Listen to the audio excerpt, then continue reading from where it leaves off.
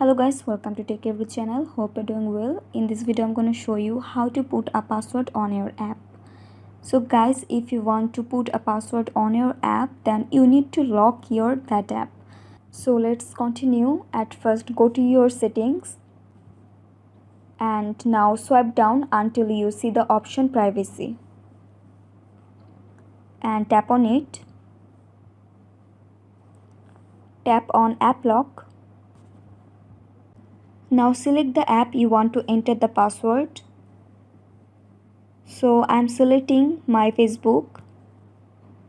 Tap on app lock. And now if you want to enter that app, then you have to enter with password. So guys, that's it. That's how you can put a password on your app.